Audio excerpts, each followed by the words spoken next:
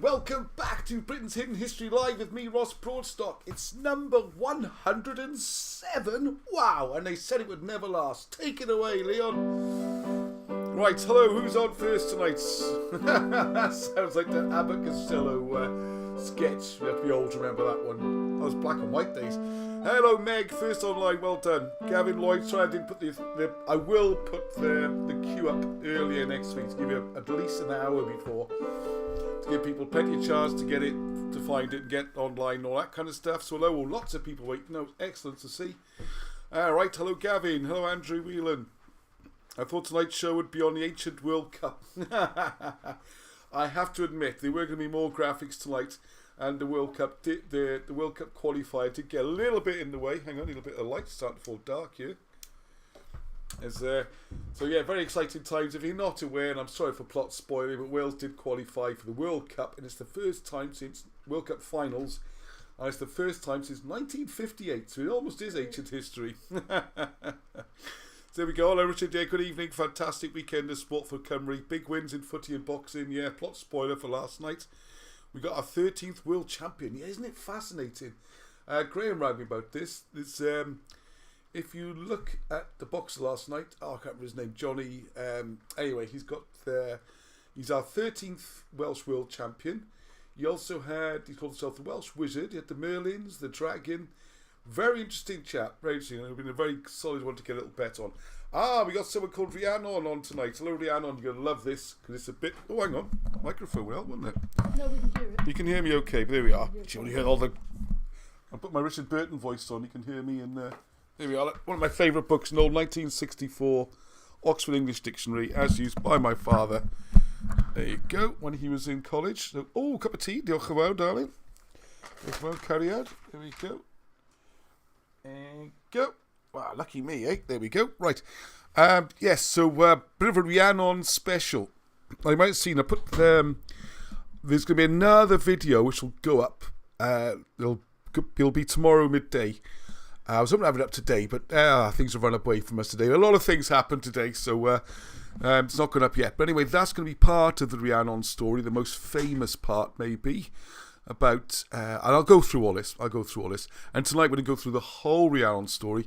And more than that, a little bit about Pwll and the whole Mabinogi links. And how Wilson and Blackett have uncovered that there's actually far more to this story. There's 3 levels. We've got the historical characters you can see in the Mabinogi. But also you've got this astronomical, the origin tales.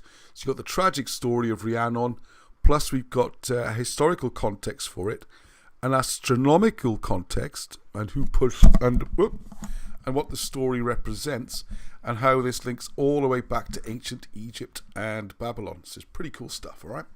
I've got a few things to go through on that one. So, Marshall, good evening. Well done, Meg, first on. Yeah, sorry, I should do it earlier next week.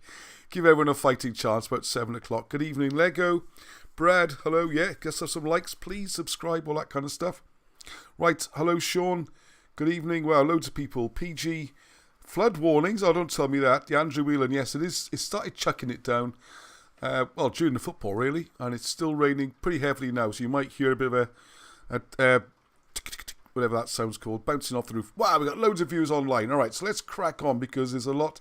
Did it rain for the Jubilee? No, of course not. Of course, the weather was beautiful for that, and they just chucked it down afterwards. Loved the Carmarthen Mystery Castle, Ross. Yes, well, this is the castle that Claire, hope you're watching, Claire, with Neil over there, is that that castle, and that's what you'll see on the other video I'm going to put up, it could well be the castle where the story of Rhiannon was set. This is the key about it.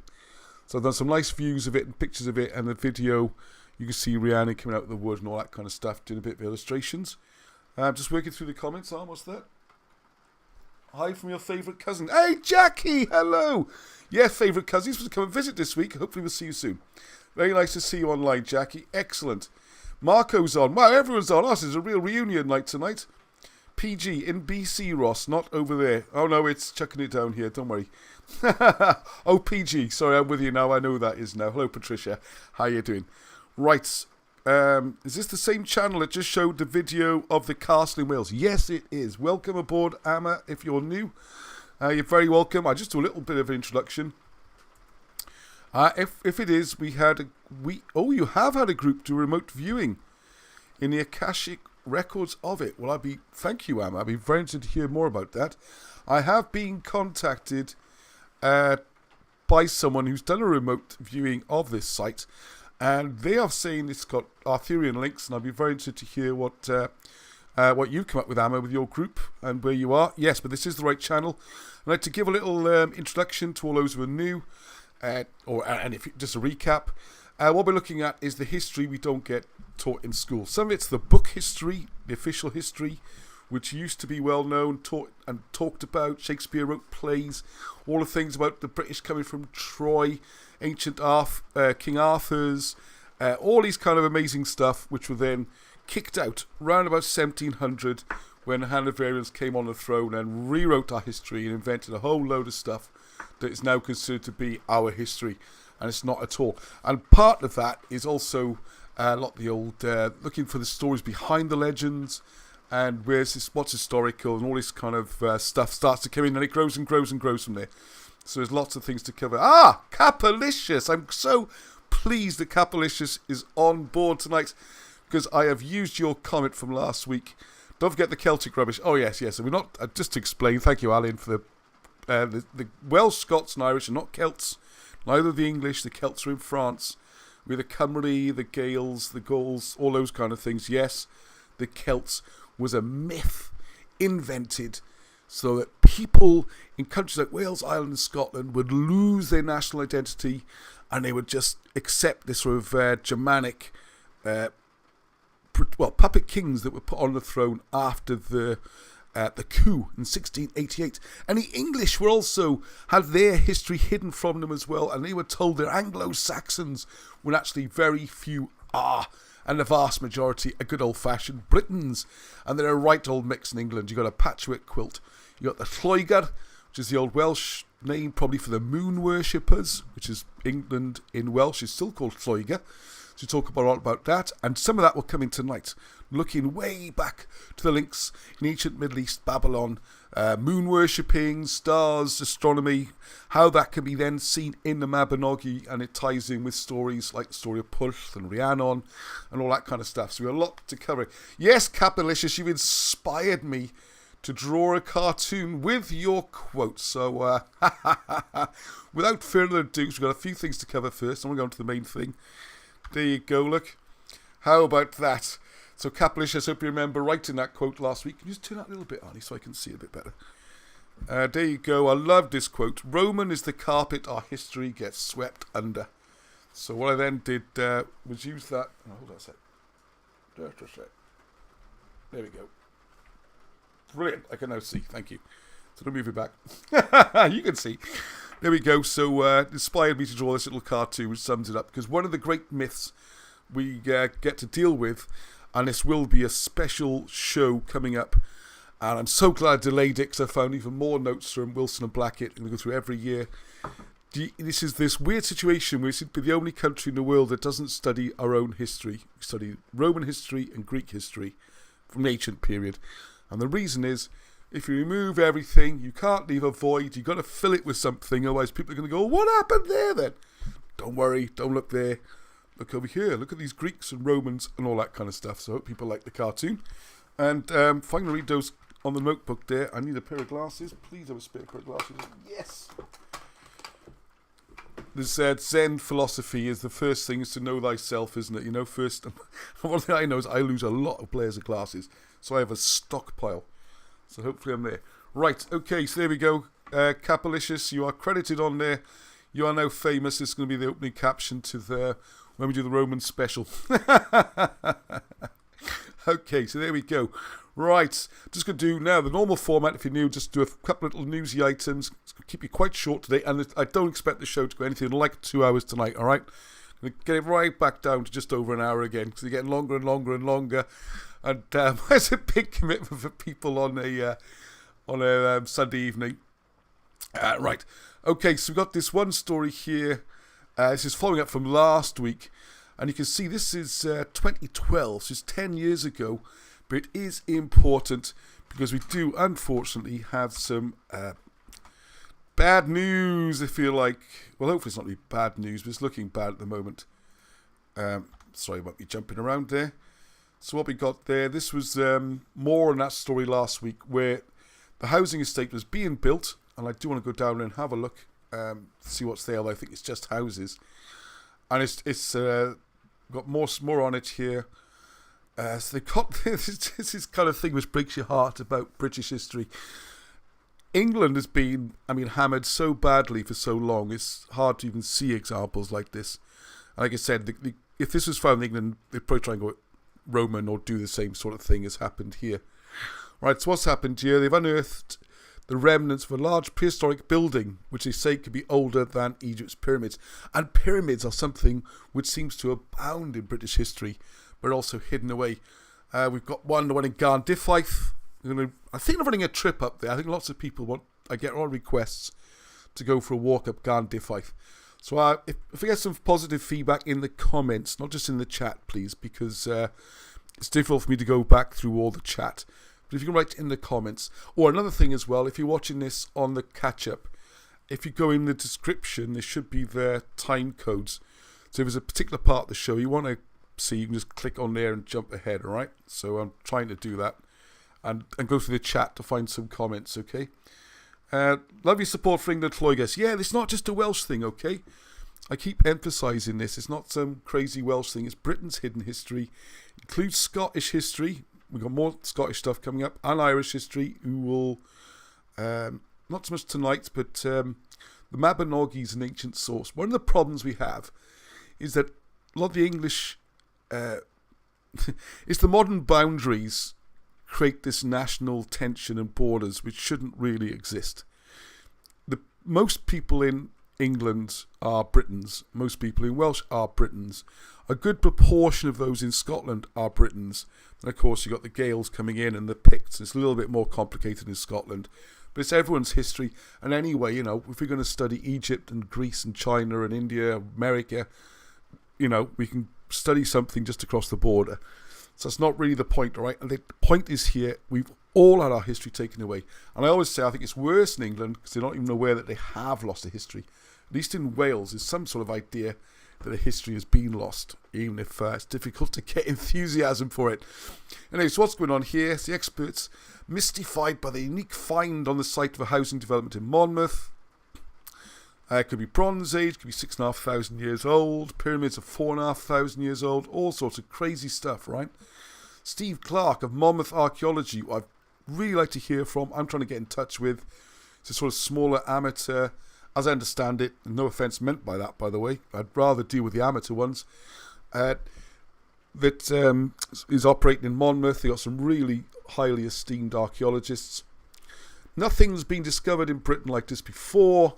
He's been checking around. Look at this. He said there's a lake, the edge of a long lost lake. The building's foundations are made from entire tree trunks measuring about 1 metre wide. This fantastic site, right? It could be the oldest in the world, because on the other article, we think it's a longhouse. See, here's one of those myths. Officially, anything British is round. It's like play school. Archaeology is like that sort of level. If it's a round building, it's a British building. If it's a square building or an oblong building, it's a Roman building. Well, apparently not. There's an oblong building here.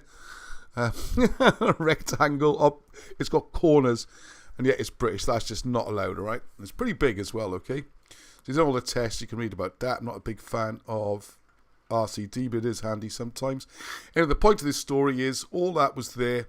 And if you look at the other stories we did last week, without going through the whole thing again, this went to CADW and it went to GGAT, Quentin Glamorgan Archaeological Trust, to do the archaeologically, and they basically said nothing's to see here, carry on, and that's now a housing estate. I mean, you kind of feel if that was in Egypt or somewhere, there'd be archaeologists from all around the world coming to enjoy the sunshine and the glamour of it. But maybe because we get weather like this, and as you can see on that picture, they're looking in their full waterproofs and there's water everywhere. So that site's gone, okay? Now, hang on a second. If I have confused the two, I apologise, but I think it's the same estate we're talking about. If not, they're very near to each other. Here we go. This ancient fort. Yeah, I love this line here. This ancient fort could not look more different to the red brick housing estate currently occupying suburbia in Monmouthshire. I'm just checking you can't see me on screen. Yeah, well, I agree. This is the kind of thing, and this is one of the oldest in the world. Lake dwelling. There's examples of boat building going back 6,000 years. They made it rounder like that. They found a long house in corners, but it's got to be round because it's British. But don't worry about that. They did a good job, these people. And you got Stephen there, Steve Clark. Done a great job, and there it is. This is what it now looks like. It's absolutely heartbreaking. Look at that. Not a sign of it. As far as I'm aware, there's no signs there. I was going to have a drive up. I can't even find on the map on Google Earth where it's supposed to be. I can find roughly. But I think even the name of the housing estate's been changed. So it's pretty appalling, isn't it? So this is what we're up against. Now, the point is, we're in a similar situation again. Because I like this story. I don't usually do old stories. This story's 10 years old and this is 7 years old. And the reason is because you can see how it plays out and what the final picture is. The final picture looks like this. Because we're in the same situation at the moment, and I'm going to go on about it. I'm not going to keep going on about this so much now because everything's in place for us to try and do something about it. And that's what's happening up on St. Gennyf Common. Which you might have seen more videos on that. There is amazing stuff there. Even on the official, I'll tell you what, we'll go to Covline. I'll show you on here. This, if you're trying to find anything, this is a great site, right? Covline is the online catalogue of archaeological sites, all right? It's brilliant. So this is what's officially recognised, okay?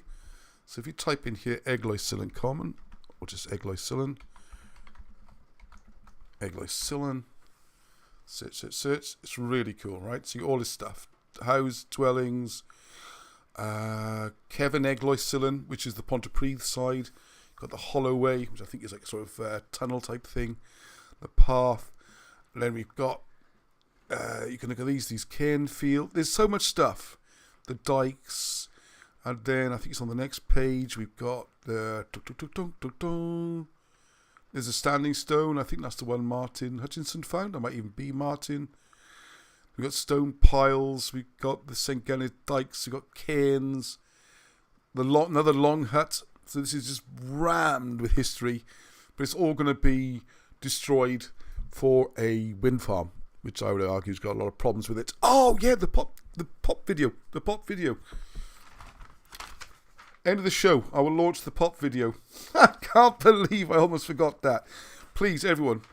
Deborah has edited together some clips of me and me singing the Phil Paradise with wind turbines, all right? So you can see that later. It's like a real pop video. Maybe like from 30 years ago, but still. Okay, so anyway, so what we're going to do, realise, I'm not getting into the whole wind farm things and why they're destroying the world and then nothing to do with saving it. And it's a financial scam. That's another issue. But what we're going to do, the point is, there's a petition to say even if we can't stop the wind farm, can they at least please make sure these roads they're going to put in and the cabling and all this stuff is sensitively done. Because there's one thing here, it's called a cairn. What do they call? What's the term they use? It's called. Should be coming up. Why doesn't it come up? There's a cairn. Cairn field or something they call it. Anyway, there's you got one cairn here. But there's a cairn field. There's a whole bunch of them. Anyway, search the Covline site, and you'll see there's a whole load of burial cairns. There's burial sites.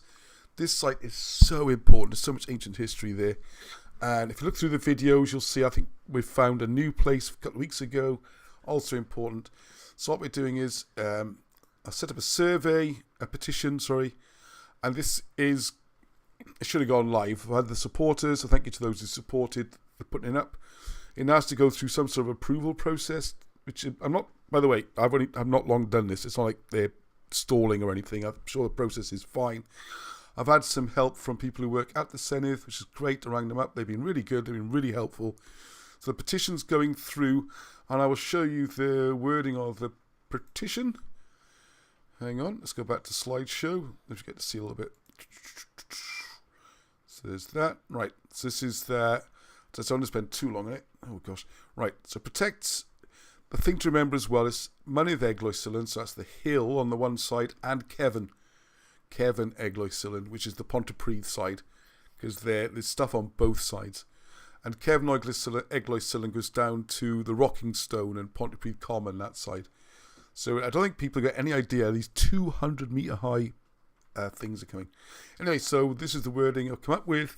We call on the Welsh Government to formally recognise the archaeological, historic, prehistoric environment of Eglwysilan. There are a wealth of important sites that date back at least the Bronze Age, including prehistoric burial cysts and ancient rock art. Typo. Anyway, rock, man. Also, a major settlement and large zodiac map marked out in major stones or standing stones. The concern is that the proposed Windfarm will cause irreparable damage. You also got the St. Geddit dikes, and they're actually scheduled, right? They're scheduled monuments, not meant to be touched. But it seems impossible not to cut through them with the cabling and the roads and things. Alright, so they're threatened to be cut through by the power cables and or roads that be required. Rock art and cups on the Stone Find of the Year 2019. Well done, Martin. There are other stones also need recording. Their locations and, right, this is a interesting bit, and relation to each other are of vital importance and is at huge risk from the roads and platforms that will be needed to deliver and erect the proposed wind turbines. This is the key that people don't realise. They look at the terms and think, they're not so bad. You know, they're only about this wide. You know, I don't like the noise and they kill birds and everything else. But as disruption is not that bad. The key is the big roads, 8 metres wide, that are greened over afterwards. So basically the grass grows on top of the hardcore. So you don't see the platform where the cranes go to lift things up and the cables and all that kind of thing, okay? So here's some links. Here we go. Why don't I just do this instead of look them up again? So there's a cairn field. Here we go. So I can click on that. There you go. As I was looking for, the cairn field. So there's all rows of cairns. So it's a major settlement, this thing, okay? Very important. All right, very important. All right, and I'll make all these links available. So that's what we're doing there. So if you could sign that petition, it will be going up. I'll put a little video up. Look out for that, and there'll be a link. I don't know how long it takes the Senate to approve these things. Hopefully it'll be up next couple of days. Okay, well, we've already covered from celebrating the Queen, yay, and all that excitement. Right, okay, yeah, Alan Barron video. Ha! Yeah, you'll like this. Everyone likes a little bit of Alan Wilson. Now, I have to remember that in the old days, everyone who came on this channel knew Alan Wilson and Baron Blackett. You know, there's Alan's got his little hat on, keeps him warm. He loves it. He's allowed to be eccentric. If you aren't aware, the main source of a lot of the stuff we're doing, like tonight, where we're talking about the secret messages in the Mabinogi, come from these two writers. What's their name down there? Wilson and Blackett. Hang on, let's go full screen. Wilson and Blackett. And they've been doing this since, the 70s and publishing books since the 80s, revealing all this history that's been taken away from us. As I like to describe it, British history was hanging on by its fingernails to this ledge, and it was just starting to slip off. And they put an arm down and lifted them back up, and they've been hanging on, and it's our job to take our history and folklore and all this stuff and take it on to the next generation, all right? So we don't inherit it. What's this saying? We don't inherit it from our ancestors. We borrow it and look after it for our descendants. Okay, anyway, so here's a little bit. It's not too loud. Little bit, just a few minutes from my last visit to Alan. And I've noticed a lot of comments from people talking about the chair, which comes into this. And you also get a rare moment of Baron talking, okay? Well, we haven't got to worry about that anymore, have we? I'll keep publishing your books. Sorry, Alan's signing the new book. They kept going to other people and saying, well, yeah, these two are right. Well, what they're saying is your books must be totally wrong. Yeah. He didn't seem to understand that. Yeah, they're asking turkeys to vote for Christmas, aren't they? Aye. I like that one. Yeah. And we met a few publishers and said, well, we spoke to so-and-so. I said, yeah, but they're saying something totally different to us. Yeah. They're not going to say we're right. And they said, oh. Because a lot of people running publishing, they work their way up the ranks through the company. They're not really entrepreneurs who set it up. No. Well, they're certainly not academics, are they? And if they are, the only thing they've studied is the classics, isn't it? Good old classics. That'd be the only thing they'd like you to have studied. We really have to get you a new chair as well, Alan. I just realised I love this chair. You love that chair, don't you? My chair, man. I'm glad you said that, because I think people think I'm neglecting you. Oh, no. Who does? Nobody comes here. I know, but they see the video and they say, that terrible chair you still got. Yeah. You like the chair. It's a comfortable chair, everyone, okay? Paid 10 quid for this. 10 quid, there you go. It's a bargain, actually. What happened? We knew a company selling furniture, and they'd get sample chairs in, and that sample chair would be put on show to see how people reacted to it. Well, then they'd let us have it for a tenner. That's what you've got. Ex-showroom, yeah. You see, all these chairs are all different. Oh, all right, Tony's bringing tea. Oh, sorry, I was just signing a bit of... Come on. All right, we'll just say a little quick... Right, just quickly interrupt, because, by the way, the chair, because I get so many messages and emails from people say, can't you buy him a new chair? Like, you like the chair, okay? I offer a new chair. I'll say we'll do a fundraiser later. Doesn't want the chair. Now, I've got to explain quickly, for those who haven't been involved, another thank you very much to all those who helped contribute. This was 23rd of April. Tony's just come back from London because thanks to the supporters of the channel and the buying of the books, we were able to afford really expensive tickets. Oh my God, they cost a fortune, the tickets. You can see the armband on his right arm for ringside tickets for the fight. They're like boxing, all right? That's another thing we have in common. So it was the big Tyson against, was his name not Wild? Oh, Dillian White, sorry, that's right. Dillian White, Tyson Fury fight. So he's been in London for 3 days. We had a collection and we paid for the accommodation, paid for the tickets. So, because he cares for Alan full time. Not that Alan's mentally okay, but he's 90 years old next week, all right? And he's also got his mother to look after, who's about 90. And his uncle, who's actually 96. I'm getting a lot of messages. I better check this. Have I done something really crazy? So Tony's just coming back from London. He's looking a bit worn out. So here we go. Tony, say hello quickly, Tony. Just say thank you to everyone for your boxing. Do you enjoy the boxing? Very interesting. You don't like the camera, do you? It was reminiscence. A tribute to Jack Dempsey v. To Jack Dempsey? What was it like a Jack Dempsey fight then? Similar sort of venue where, when you look at it objectively, Jack Dempsey just Willard, 1919, when he became the undisputed heavyweight champion of the world. Similar thing, yeah? Big crowd, all that kind of stuff. The first multi-million-dollar gate. I can see Dempsey on the wall behind the poster. The house is like a shrine to boxing, so sorry. 1919 is a hell of a long time ago. Yeah. Look, I enjoyed your ticket anyway. $1 million. The principle's the same. $1 million in those days. You had a good birthday then? I was up in Stoke apart from the night before that. Excellent. I don't know how I had brilliant energy. Good. Excellent. You can tell anyone that wants to know that he and I'm a very old man. He has a burden keeping me. We've tried very hard for over 30 years, me 40. And any help like you give us is more than welcome. And the word is help. Oh, thank you, Alan. It's an honour. It's not very many people get to spend time with their heroes like I do. You're your heroes. Yeah, because you're my heroes, you know that. Fucking begging boys are bloody young, my name is Don't say help, say good day. Well, just thank you for your birthday present, that's all, you know what I mean? There we go. What's this? So you got. I hope you noticed the mug there at the front. Don't forget you get your Britain's Hidden History with my cartoon of Alan on the front pointing at you. Oh, you can't quite see it. Oh, you can almost see it. Down the bottom there, look. There's Alan saying Britain's Hidden History needs you, okay? So there you go. So there we are. They're good fun. They really are good fun. I'm my heroes. And be like family. So that's all cool. All right, just to give you an idea then. And I've got a couple of questions people are asking then about... if I can get this sorted out. It's their birthday next week. Yeah, venue's booked. Central Newcastle. It's going to be 1 o'clock meet for a... I can't give you dress out the details on here, unfortunately. For I hate saying this because it sounds pathetic for security reasons. But people I know are good friends and on their side. There's plenty of people don't like Wilson and Blackett, you know. or feel threatened by them or whatever. So I'm keeping the venue quiet, but we'll be filming it. We're gonna have a presentation there.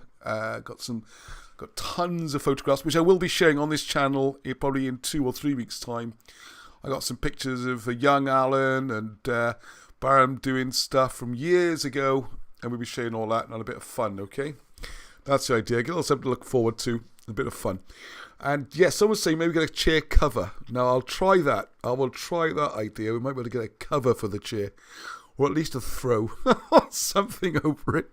Because it's just, every video is just like more of the chair falling apart, more stuffing coming out.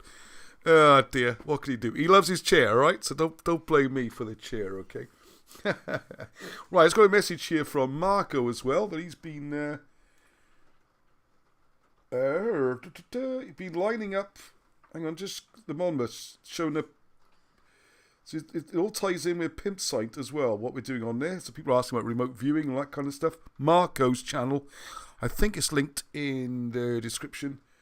Please go and have a look at it, because then you can see he does some amazing work. Thank you for that, Marco. I'll try and cover some of that next week, I think, because it's difficult to do without being able to show it on screen. Oh, I could try, couldn't I? What's that? All right, let's crack on with what we got on tonight, okay? So there we go. So Alan and Barham. It's going to be in central London, Newcastle. And I would like to mention again, he will be 90 on Saturday. That's his actual birthday. So please, please, please send me emails, ross@cymroglyphics.com, or via Facebook, or wherever you want. Just messages, happy birthday, Alan, sending our love. And I've had some lovely ones already. People have sent me cards. I can send you my address. Can you reach around there, on? It's just a couple of cards behind here. I'm keeping them together. There's a blue envelope and there's a brown envelope. So there we are. People are sending me cards, which I'm going to forward. Okay, there's more stuff. Don't have to get about now. It's okay, but just let you know that not that brown envelope. Oh, brown envelope. Who lived at Dunraven? That's something else. That is. Yeah, we're going to do a thing on Dunraven. So send me the message, and I print them all off. And nothing gives me more pleasure than to give this big pile of stuff. All right. And if you want to donate or anything, you can go to the Cymroglyphics website, or is it on Britainshiddenhistory.co.uk, and you can donate, or just join, or buy a book, even better. That'd be the best thing. Buy a book or buy a t-shirt or something, and the more books, and then give us presents, If you've already got a book yourself, buy it for someone else. We need to spread the world and save our history. All right, okay, how are we doing for time? Great. Let's crack on to the wonderful... look at this. I am so proud of myself. I've just nicked this little clip from the video I'm doing about Rhiannon's story. Rhiannon. Sorry, I got a good friend called Rhiannon. Hope you're watching, Rhiannon. And we've got Rhiannon watching. Right, so back to the secret castle. Okay. Hopefully you've already seen the video about that. And what's curious about this castle is thank you first of all for all the feedback I've had from people.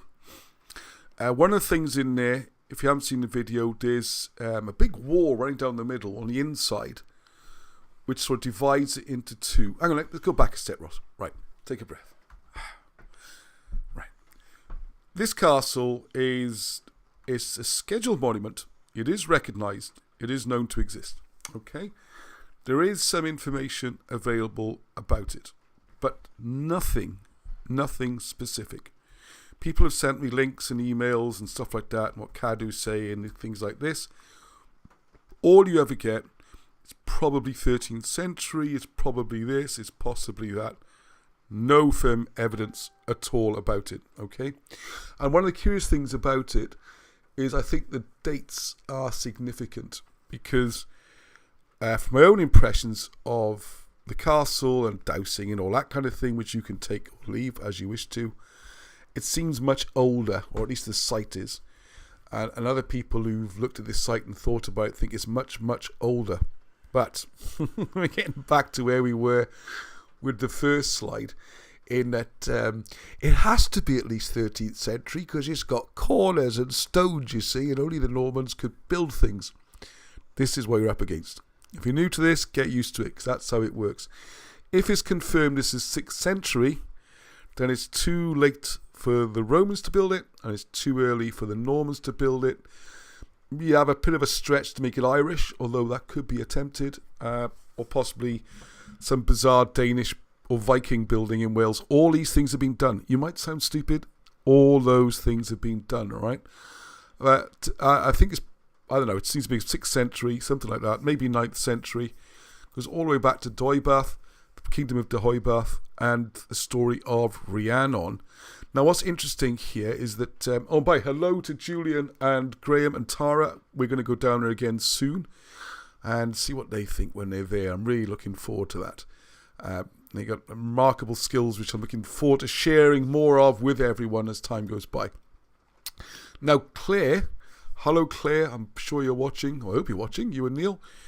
Claire's the one who discovered this, or let me know about it. I mean, it was known about, but it's really well hidden in the woods. It's like, rather than make a fuss about this, I think, imagine if you found this in most countries in the world. There would be such a fuss made about it. It's beautiful.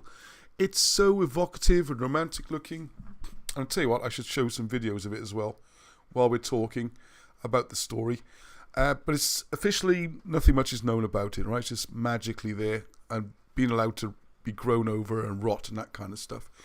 Now, Claire's come to as of the opinion, just through feeling it, and you know, that this is where we tie in with the story of Rhiannon, and that she'd be sitting around, well, a little bit further back.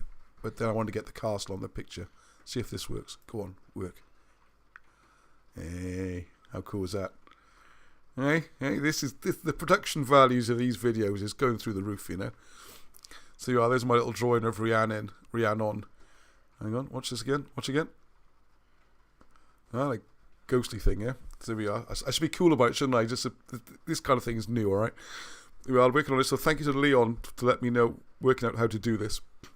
So the story, if you don't know, which I'll do a separate video on, is that they cut it very short indeed. She had a baby with a husband who was Pwll, who was the king of this area, and then they put 6 maidens in to look after the baby and watch over it that night. They all fell asleep, and when they woke up, shock horror, the baby's gone.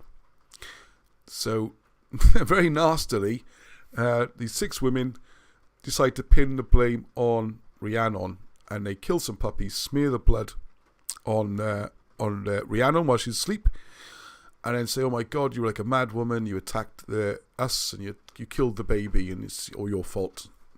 So Rhiannon, her husband Pwll wasn't buying it, but he had to do something. So her punishment was to sit on this place and basically become a horse. Now we get all sorts of connections then with what's called Celtic or Irish mythology and Welsh mythology about the horse and Rhiannon being tied together. Because her punishment then was anybody who came past who didn't know the story I've just told you, she would tell them. She was obliged to tell them the story and offer, bizarrely, right, to ride them or carry them on her back into the castle.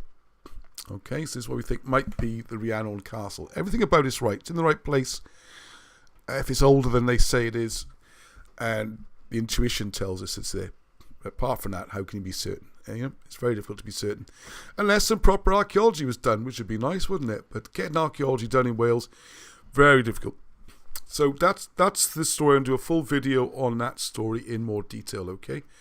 What I'm going to try and do now, I'm not as prepared as I hoped I would be tonight, is I've got the video of this ready to roll. Hang on. How is this going to be? We've got 6 minutes of it. Okay, well, it's something, isn't it? Hang on. Right, so you get a bit of funky... Hope it's not too loud. Hang on, how loud's this on? That'll be okay, won't it? Okay, so we've got birds and things. Ooh, sorry. So you can't see what I'm doing. So here we go. Just... I get many graphics ready. Okay. Right, so what we're going to do is look at a bit more detail. That's going to be distracting, isn't it? Alright, just give you an idea what the woods and that feel like. And I'll tell you some of the story in a second. Because that's the only part of the Rhiannon story. That's the saddest part in many ways. But there is some vindication at the end, alright? Because the baby is found through a long story. And it turns out there's this hand that's been coming in the night. And it's been killing this other guy's horses. So who he is very important. Because he stays up all night to watch the hand come. So he doesn't lose any more horses. or young foals, and he catches the hen and he whacks it with his sword. And when the next morning they discover the baby is there, who they work out must be the son of Rhiannon and Pwll. And eventually, this is where the story's a bit dodgy, but anyway, eventually he returns the baby and he grows up in court and he becomes the future ruler of the area. Alright, so there's a strange lot going on in this story. It's part of the Mabinogi. The term Mabinogion, with the on the end, was a more recent addition. And this seems to have been done, according to Wilson and Blackett, and I think they've probably got it right, that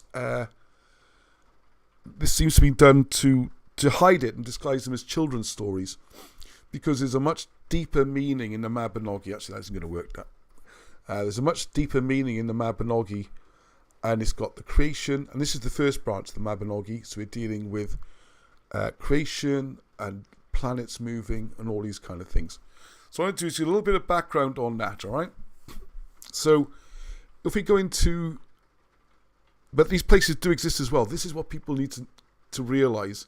Hang on a second. Is that Peacocks and Good Evening, the castle with the king. It was a huge place with 3 floors. Yes, it was, wasn't it? Hey, I'll tell you what I might do, actually, just to remind people while I'm talking. I will run that video again. Excuse me. Well, there's loads of comments flying in. I think people might want to see the video while I'm there. I'll do it with the volume turned off. Hang on a second. How can I do this? Wow. Watching me, watching you, watching me, watching you. This is. That's going to be a bit weird, isn't it? Right, so hang on 1 second. Magical Castle. Here we go. Let's kill the sound on that. Take it back to the beginning. Go full screen. Wow, there we go. Hopefully you can see that. Alright, I won't put a commentary on this one. I'll let you watch a bit of this one. This gives you an idea what the castle looks like. Okay, so you just come through the woods. It's completely hidden. You can see there's people up against it. It's absolutely fantastic. It's got entrances. It's cool walls. Right, now if you're not too distracted, so what Wilson Blackett say about this, so what we're dealing with is this hermetic principle of as above, so below. We seem to be dealing with the territory of Dyfed, so it's in southwest Wales, but it's also duplicate of the Dyfed in the heavens.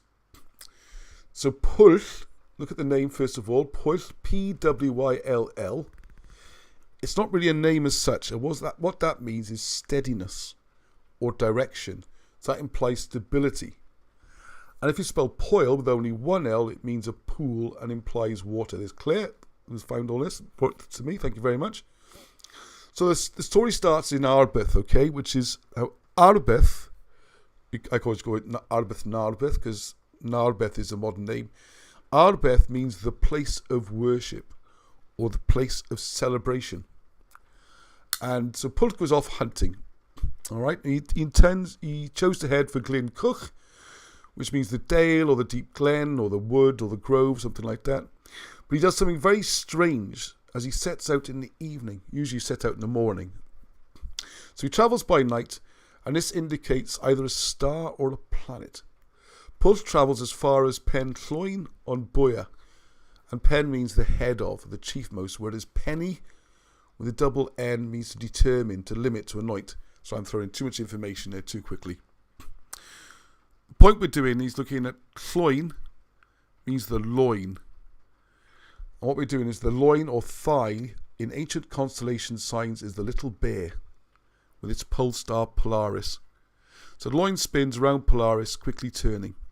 So Pwll spent his night there. So the whole thing, what we're looking at, is a story. So Pwll represents a planet moving along its orbit. All right. The next morning, Pwll sent his hounds ahead of him whilst hunting. Then suddenly, this is where the story gets interesting, a strange pack of hunting dogs, which are all shining white, except for their bright red ears. And these strange dogs were in hot pursuit of a stag. So, if you're looking at these stories with astronomical connections, white animals are invariably associated with the spirit world, and this may represent a shower of meteorites or something similar. In the tale, Pwll drove off the strange white hounds and set his own dogs to bait the stag. And the stag is, of course, the symbol of divine providence. So there's a lot of symbology going on here and everything, okay? So suddenly another rider approaches, and he's the one who owns the other dogs. And of course, he's a bit unhappy because his dogs are chasing this stag, and he's going to complain about it. Now, he has a great dappled grey horse, and he's wearing grey-brown hunting dress. And the rider informs Pwll that he knows who he is, but he doesn't actually greet him. So this puzzled Pwll, and I'm reading this play from Wilson and Blackett, who asked if the stranger's rank was so high that he prevented from greeting him. This was denied by the stranger, who then accused Pwll of discourtesy and rudeness in driving his pack of dogs away from their legitimate prey of the stag. So the stranger then said he would dishonour Pwll, and so Pwll offered to make amends. In the discussion that followed, the stranger huntsman stated that he's a king in his own lands, and obviously he had left his own lands. This is where it gets interesting now, okay? Because what we're talking about is he calls himself the king of Anuvan. And there is a man, Hagvan, king of Anuvan. And he's the one causing trouble all the time. So, sorry, getting this beautiful view of the bricks and everything are there. And I'm talking about space. So it might be a little bit, so please let me know if it's getting a little bit confusing. Yes, no one could catch Rhiannon as she gallops past, like me as a child trying to chase the moon, never getting closer, but thinking I could. Yes, yes, that's the next part of the story. Anyway, so what we have then is that, I'm going to jump forward a bit. So they agree to do this weird trade. So Pwll is going to become Arawn, and he will confront Hagvan, and they're going to swap roles. So one is going to look like this prince, and the other prince is going to look like him. And in a year's time, which gives you the connections with celestials and orbits and all those things, they're going to swap places back again. So first thing you have to ask, though, is how is he going to fight this Havgan? So it's a year from tonight again, okay? So the Earth makes this long orbit around the sun, and the heavens appear to be precisely back where they were. And then what it has to do is strike him one mighty blow, but not finish him off and kill him, even if he requests that he kills him. Arawn assured Pwll would take his place so effectively that no one would even suspect his absence. So what we seem to be talking about here is a planet moving out of its orbit after a close encounter with another comet. And so I should explain this for the people who are new to this, that the whole point of what we're seeing is that the planets, whichever model you're in, have not been on their fixed motion forever, as we're sort of presented with this Newtonian clockwork thing just going on and on and on with no changes. If you go back through history, you can see lots of the accounts and records are told about are when these planets are flying off in different directions and we're getting near misses and impacts, and that's what's causing a lot of the problems. Disastrous disasters for the world, because you get terrible floods, you get storms, you get meteor showers, all these dreadful things happen, and these are the major catastrophes in world history that are referred to in a lot of what's called mythology. So, for example, you've got the Trojan War. We've got the planets, they're actually called after the planets. You've got Venus and Mars battling it out in the stars above. So this is the connection we're talking about. So I think that was a little bit distracting there, isn't it? I'll just pause it a second. What I'll do is, hang on a sec. Just give you an idea, a feel for it, and I've got other clip to show you then. Hang on a second. There you go. So yeah, it was a peacock or something, wasn't it? So you get an idea, this is the walkways, this is where it's showing it, this is where Rhiannon would have been sitting when she had to take people in, riding on as a horse, okay? Right, so we've got all this kind of through the problem. So he does everything, he does all the things he's supposed to have done, he has his big showdown, he has his battle, and then they swap back again. And they're quite surprised though he's been so decent and honest to all this. He didn't tell his wife, take his chances or whatever, all that kind of thing. Right, now we come on to Rhiannon, okay? So after a while, Pwll and his companion saw a woman approaching along the road, and this is the bit which is being explained here. Approaching along the road running past the hill of Arbeth, and she's dressed in a golden brocade and riding a great pale horse. The horse appeared to be moving slowly, and Pulth sent a man to discover who the woman was, but she had gone past before he reached the highway. So Pulth sent out his fastest horseman to catch up with the woman, but she simply drew further and further away, no matter how fast he rode or the riders rode.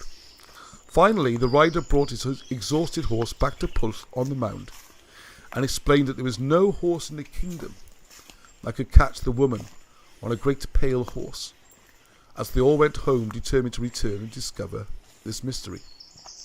Now, so Wilson and Blackett explain this now, because a great pale horse is a clue, as it means a spirit being or something paranormal, as do the white stags and the white dogs. It appears that something that was travelling at great speed had entered Pulth's domain in the heavens. It may be that some of the satellites of planet Pulth were being attracted towards this fast-moving object and disturbed from their positions around Pulth. The next day, Pulth and his companions returned to the mound hill of Arbeth, and they took with them their fastest horse. Again the same woman appeared on the great pale horse. Pulth put a lad in his fastest horse and sent him off to intercept the woman, but again everything proved to be futile, and the woman simply drew further and further ahead, leaving the jockey to return to Pulth, declaring that it was impossible to intercept or catch up with the pale horse. Planets and comets travelling at great speeds of many of thousands of miles an hour do in fact appear to be almost stationary when viewed from the Earth. So the description of this fast-moving horse and rider, which appears to be moving slowly, is accurate.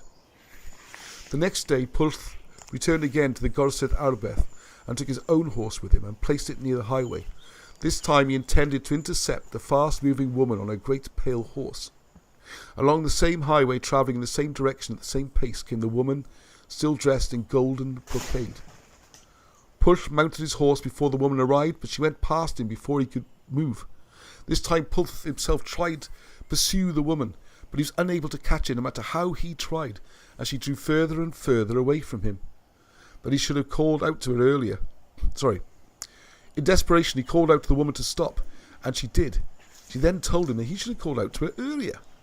It transpired that the strange woman was named Rhiannon, and she was the daughter of Hefydd the Old, and she was being given to a man to marry against her will. Well, Pulth thought Rhiannon was the most beautiful girl he'd ever seen, and he told her so.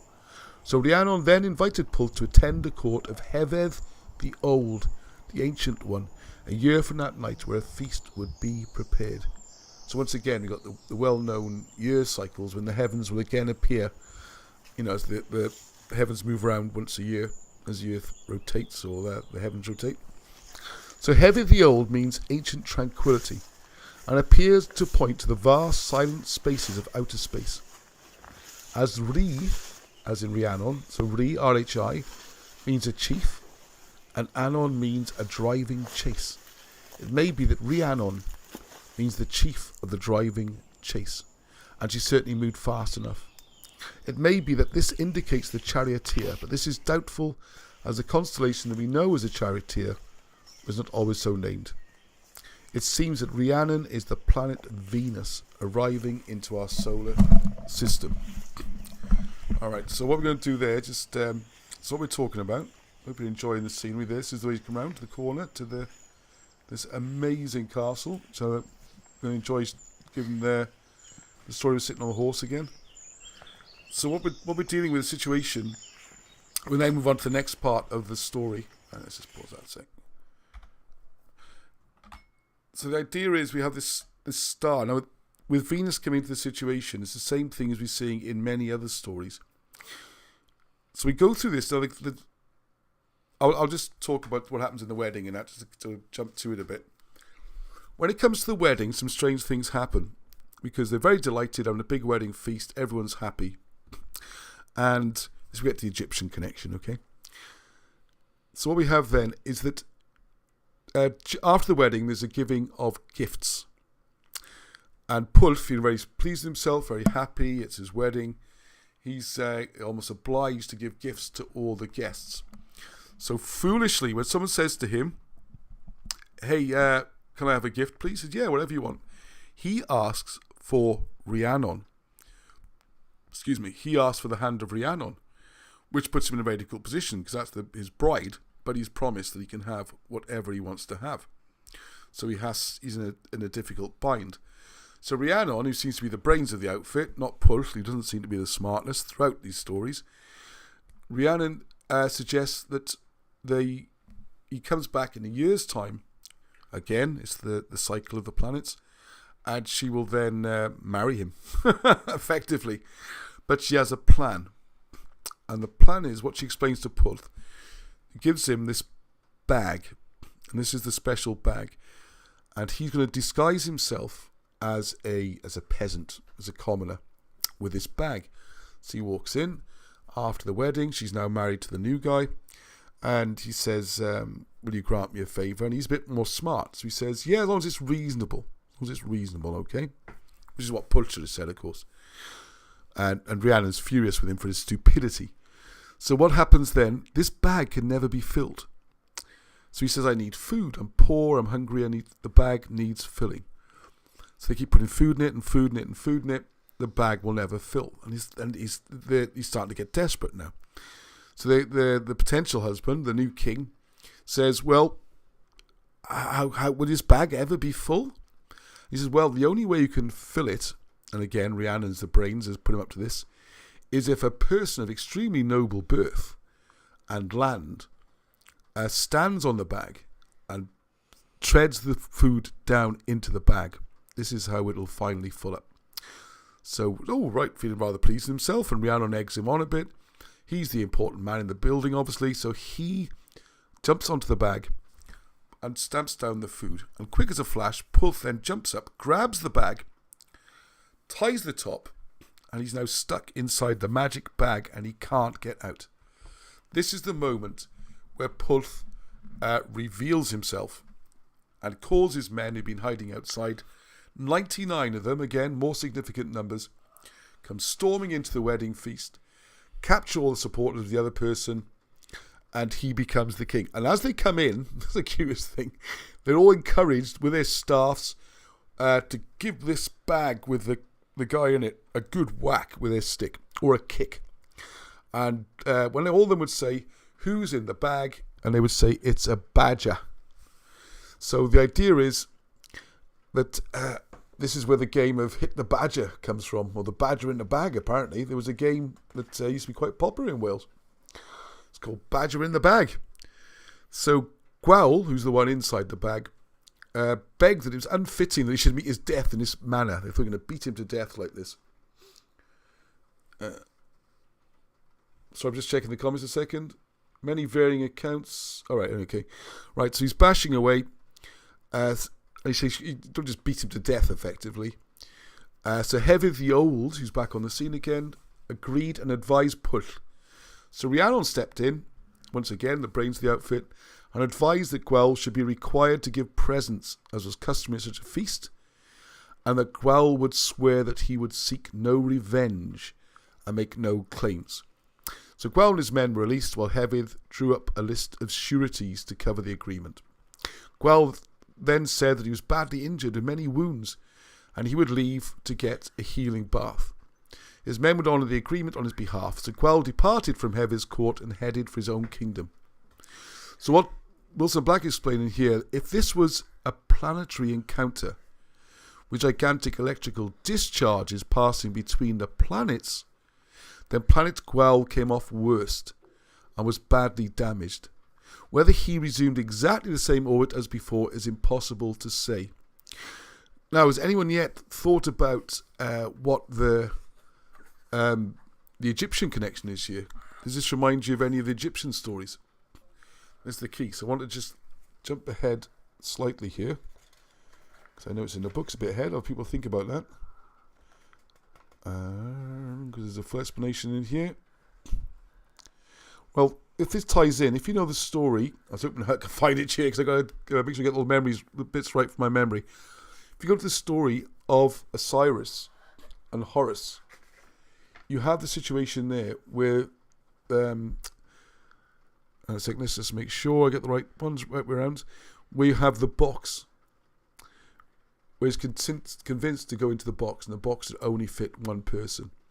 And once he's in the box, he can't get back out again. So this seems to be the same stories. Now, I just want to get... So what we have is so you've got the Egyptian creation tale. We have the watery planet Osiris.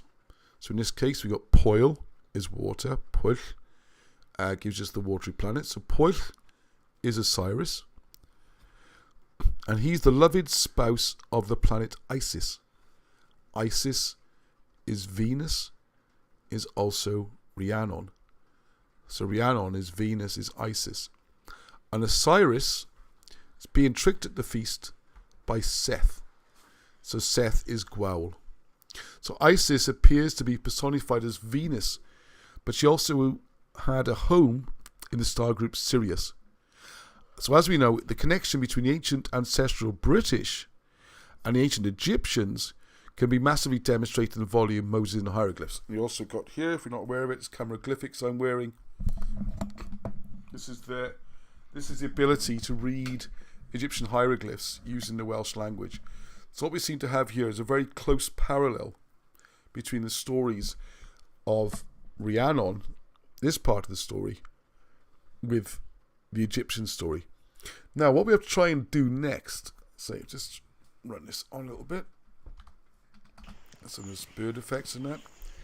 Is try and think then, if this is all the star story, how does this tie in with this part of the story, where they have the baby, and then, you know, the story where the pups are killed and Rhiannon gets this terrible curse, where she has to spend years there carrying people along as punishment for killing her own child, which she never did. So it's a terribly sad story, if you like. The only consolation we have towards the end of the story, because the person who saves them is Tynon, T-E-I-R-N-O-N. Tynon is one of those great words. It means that he's the greatest person in the whole country. In fact, I'll just jump to a bit of that. So Tynon took the sturdy child, brought it along to them, the surviving little horse. We're about to start again. Just watching a bit of that. So Pwyll and Rhiannon now in conjunction with the constellation of Tynon, and the stars being far more distant from Earth than the planets. Tynon's companions sits above them. I just realised what that click, click, click is, and on the video. That was you with your stick, wasn't it? Whacking through the Was it? Whacking the nettles and everything, as you like to do with your pretend sword, or your practice sword. Right, so everyone rejoiced. So when the baby is finally returned, everyone rejoiced. The follow-up part of the story, I think a lot of people I speak to don't know there's a follow-up. That Rhiannon doesn't spend the rest of her days being a horse going back and forth. The baby is returned. And there's a celebration. So I was going to read this from here. I hope everyone's enjoying this. So everyone rejoiced, and arrangements were made for the customary foster parents for Pryderi. So Pryderi is the name of the son. Right? Pryderi. So when later Pwyll died, many years later, then Pryderi became the ruler of the 7 countries of Dyfed and the 7 countries of Saeslwch, that were the 4 of Ceredigion and the 3 of Ystrad Tawi. In time, Pryderi married Cigfa, which literally means flesh, and she was the daughter of Gwyn the Splendid. As Gwyn can be both rage and holy or white, this presents a problem. Gwyn was son of Gloi Widelands, who in the genealogies is Claudius II of the Widelands. This is where this gets interesting, because all these characters start to appear in the history. So you have the as above, as below. And this, I think, is what causes confusion. We have this problem a lot with Arthur, because people say, well, his star's called Arthur. You know, you got the bear star, and Arth means bear, and all these other things. Yes, they do. But that doesn't mean to say that doesn't mean this historical person as well. This is about the Hermetic principle, as above, so below. So anyway, so the child's going out to the posters. In time, Pryderi married Cigfa, literally means flesh, and she was the daughter of Gwyn the Splendid. Right. Gwyn was the son of Gloi Widelands, and the genealogies is Claudius II of the Widelands. In turn, Gloi was the son of Casna, one of the nobles of the island of Britain. Again, Casna means hero or lord, and it can also mean cruel, angry, and pain. So he was their Casna Ledig. He was the legate and a real-life personage and known to the Latin Romans as Chrysanthus. And he's around 293 to 300 AD. So we're going way back. This is too early at the moment for Arthur II, who's in the 6th century. It's even too early for Arthur I. So what we'll see is that Pwyll is actually reported as dying in the Mabinogi of Math, son of Mathanwy, both of which are definitely not people. In Egyptian remembrances, it is the planet Osiris that dies. And the story of Pwyll, Rhiannon and Pryderi does have many aspects of the story of Osiris, Isis, and their son Horus. This is the key part here. There are 2 great asteroid belts in our solar system, each of which are the circling remains of at least 2 disintegrated planets.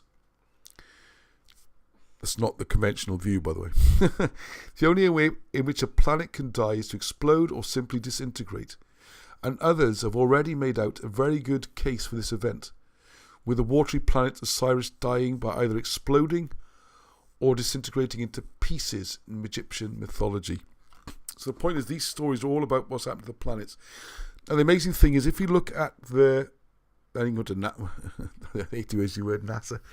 But if you look to astronomical sources, you'll find that one of the asteroid belts is predominantly red, which ties in with a planet similar to Mars being smashed up. So the story we're describing here is the Earth is here.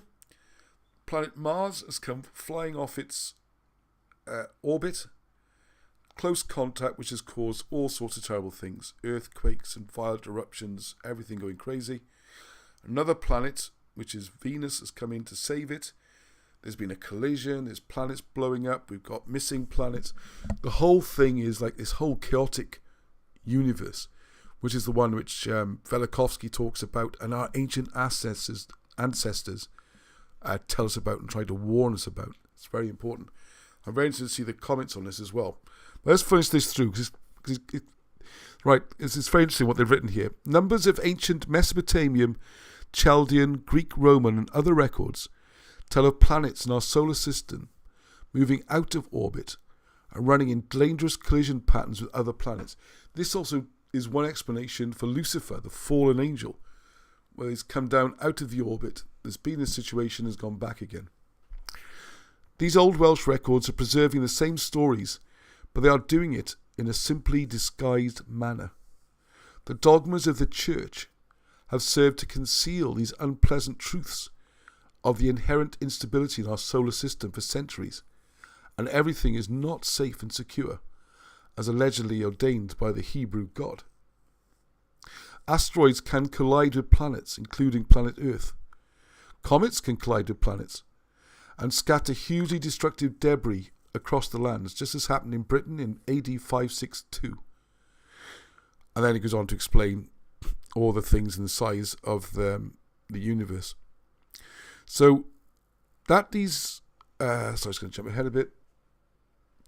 That new planets or wandering planets can enter our solar system has to be considered. That these intruders can cause dangerous situations or collisions with the planets orbiting the sun in our solar system has to be considered. The planets can be destroyed also has to be considered.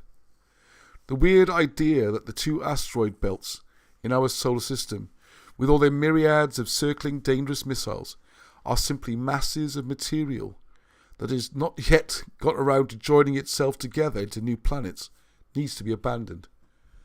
Such weak theories may suit Newtonian physics, and it certainly may suit religious dogmas, but it does not appear to be true. In a planetary collision, most of a destroyed planet will be vaporized in the moment of impact, according to astronomers, and only some 10% would survive as a massive orbiting belt of asteroids. Right, hang on. So there we go. There's a lot to take in tonight. I whizzed through quite a bit there. I'm going to do some follow-up videos on specific topics. I see a lot of people online. Excellent. Welcome here. Right, let's read some of the comments. I'll have to scroll back a bit. It's been a lot, isn't it? Yes, Patricia, if you ever come to Wales, I'd be happy to take you to these places. Hello, Charles John. Betty's... okay. The pale... Yeah, you got the pale horse again, isn't it?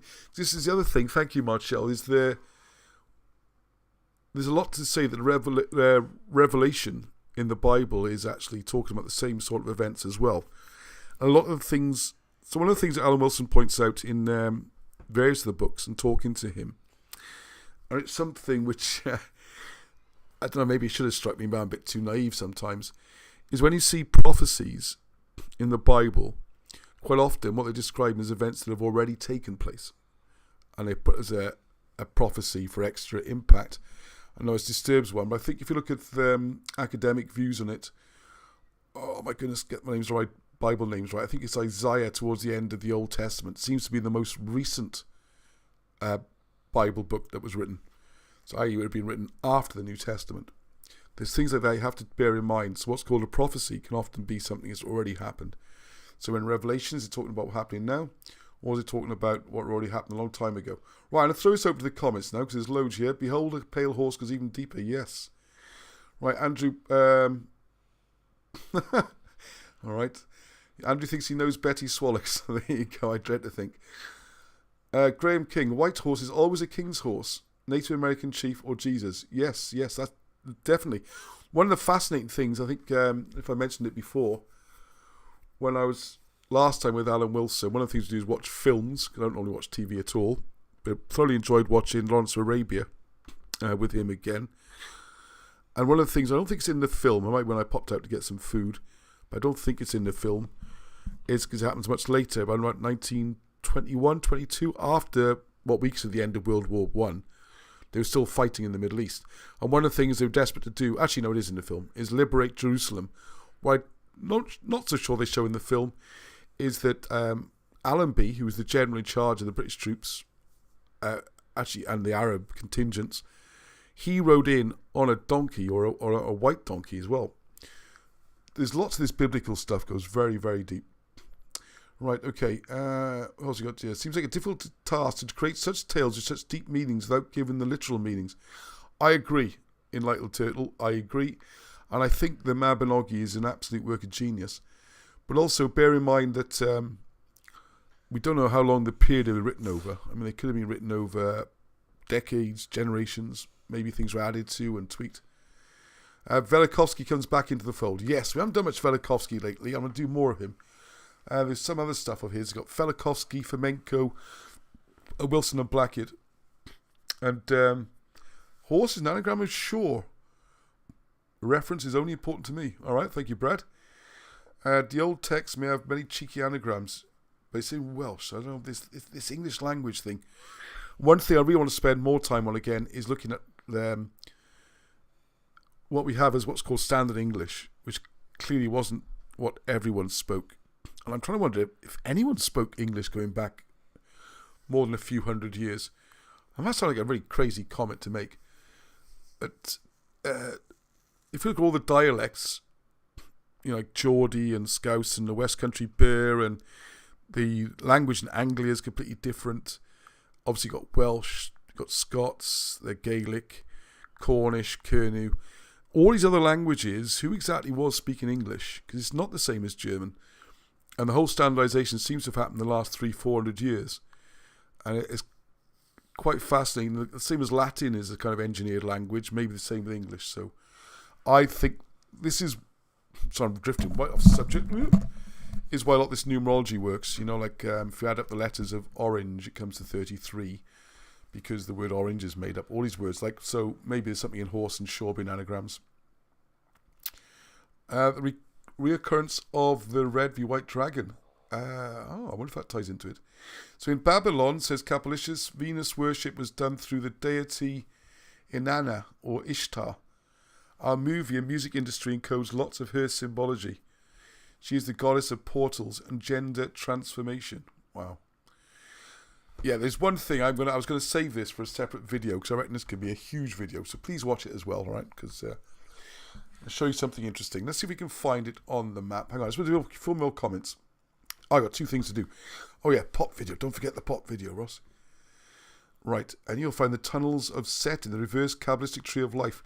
Talking about Kabbalistic Tree of Life, Luke is back on the scene in a couple of weeks when I come back from Newcastle. Need the soup cellar. Right, the Vatican Pope wears a Babylonian mitre too. And yeah, we get into all that stuff now. But this is the trouble. As soon as you read into these things, it's very hard not to get into all those so-called conspiracy things, which clearly do have historical roots and do go back, and you can follow them to Egypt and Babylon and all these things. So as much as we try and stick strictly to the recorded history, it's unavoidable, isn't it? It's unavoidable. You want to get... it's a tricky dilemma. I think I've spoken to this with many people before, where what we're trying to do is Wilson and Blackett is they cover so many areas, and so much of it leads down into these kind of rabbit holes. It's very, very difficult to stay with sort of straight history, because, and then the problem you have then is when you're trying to give credibility, if you like, and presence to the historical writing, it makes it very easy for people to turn around and say, yeah, we're into all this conspiracy stuff, or into all that, or flat earth, or this, or these different areas which are well worth exploring, but what they do is it gives people sticks to hit over the head with.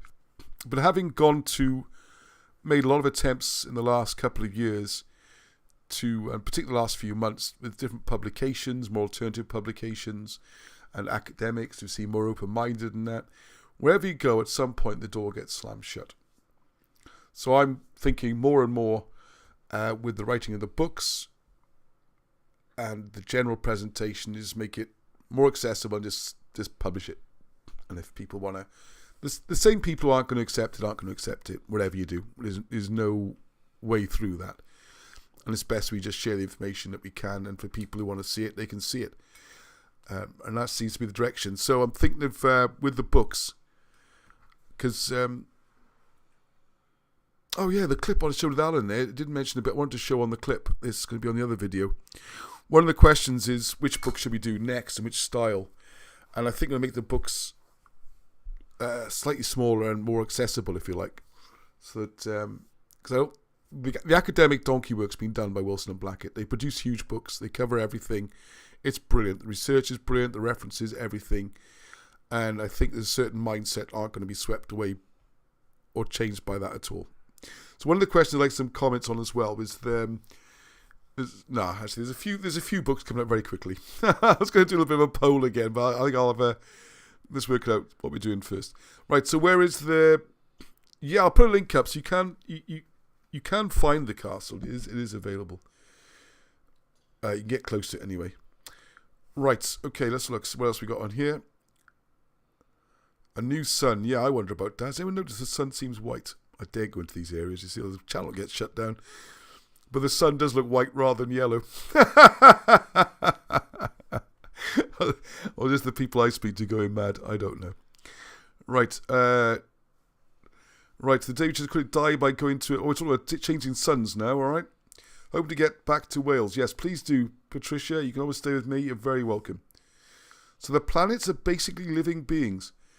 I don't know what the planets are. I mean, some people think they're electrical charges, don't they? Some people show them as... I know if you look on the high digital zoom, they don't seem like solid things.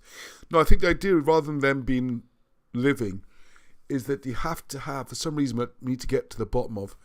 For some reason, there's an ancient obsession, I would say.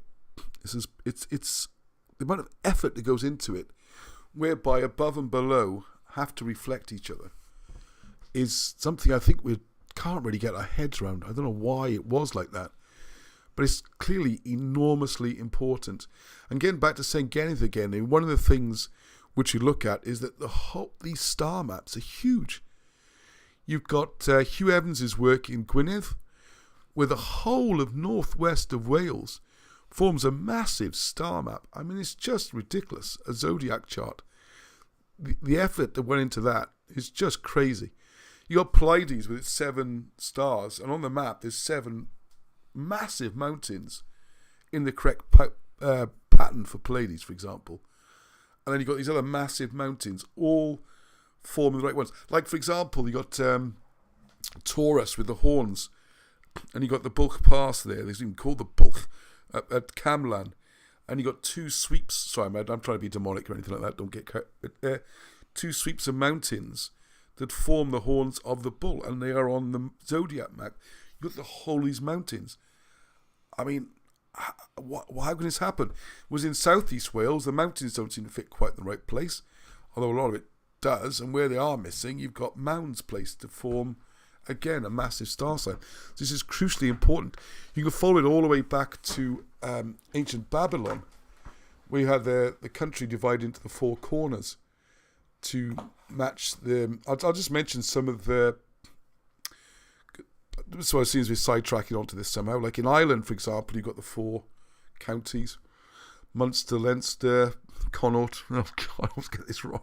But you got Ulster. Yeah, Ulster, Leinster, Munster, Connaught. I think that's the four ones, isn't it? Anyway, they divide by four in the same way as the ancient Babylonians did. It gets very, very weird. If you look at Wales, Ireland, England, Scotland, if you look at the four quarters, the northwest quarter, make sure I get this right, that's the spiritual, where you get the spiritual things happening. So in Wales, that's Gwynedd, land of the mysteries and the dragons, all this kind of stuff. In Ireland, you got the northwest corner, same sort of thing. Scotland, in England, you got the Lake District and all those kind of mysterious places.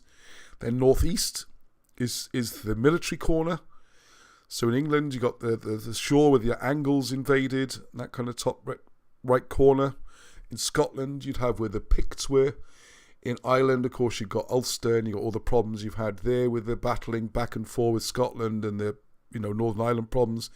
In Wales, you've got Clwyd and that border. And then the southeast.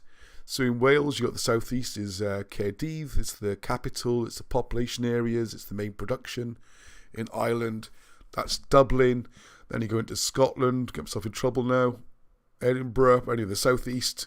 England, obviously, you've got London, that in the southeast. And the southwest, this is the agrarian area. This is your freemen. This is your farmers, yeomen. So in England, you've got Dyfed. Sorry, Wales, you've got Dyfed. England, you've got very similar. So in Devon, no, not that similar. But Devon and Cornwall. In Ireland, you've got the southwest. You go out towards Connaught and those areas, the farming lands. Scotland, you've got Ayrshire. This goes all the way back to ancient Babylon and the four corners there. If I get it right, you got the Gutium in the northwest, which is the land of magic and religion. You got Elam, the land of the soldiers, the military in the northeast. Then you got Akkad in the southeast, which is the land of government and prosperity, and Amuru, which is the land of small states, farmers, and yeomen. This is reflected in Britain. I mean, is that all coincidence? I mean, it's just bonkers, isn't it? It's absolutely bonkers how these links exist. And so why they did it, I don't know, but it's obviously incredibly important to them. And one thing which I put up before to give an idea, and I would suggest this to, they can have it for free. It's a freebie, save a lot of work and effort. If you look at Babylon digs, I'm going to give my thanks back to Craig here, Craig Walters. I hope you're watching, Craig. Please give me a call. I haven't heard from ages. I get concerned because he wasn't in the best of health last time I saw him, and it's been quite a long time. And what he observed was a similarity between the Ron the Vawr and Vach and going way back to Ballion, where you got the Tigris and Euphrates. And if you look around that, you can compare. You can compare places in Wales with places in that Babylon area. Now, what's curious, if you go to that Babylon area, you've got archaeologists there been labouring away in the desert, and Craig deserves a big well done, Craig Walters, by this, not my observation, it's his. And they keep finding these, they know what they are, these buildings, these complexes, but there's no sign of life. There's no pottery, there's no writing, they can't identify it. Why are these buildings here? Now, a guess is that they are again mapping out the stars. And if they were, because you got one, I saw one there, a German archaeologist, a woman who'd been there 20 years.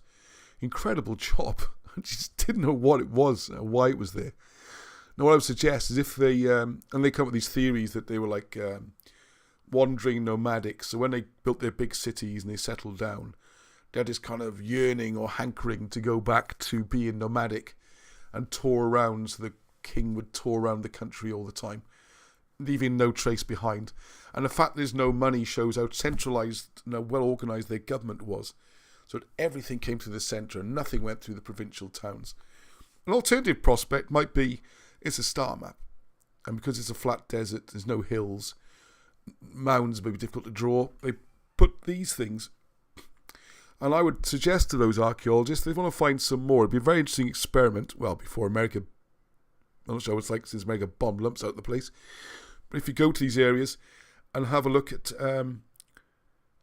where the mounds are in South Wales, the star map, the zodiac, apply that to the desert and dig there and see if you find more of these things. And I would show it's a star map and I'll show you more of the connection.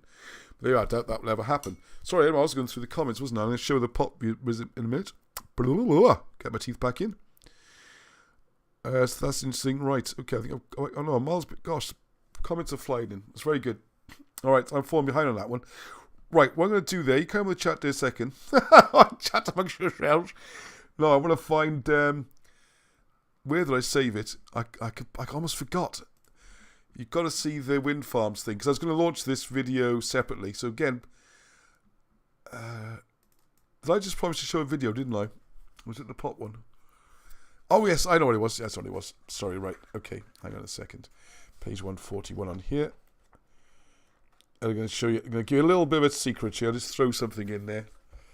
A little bonus item. So I was going to trail as a separate program. It's that cool in my view. I'll give you a heads up. Okay, no. Right, if the whole, all these Preseli stories and everything, just give something away there. These stories about Pwll and Rhiannon all take place next to the, what's called the Preseli Hills.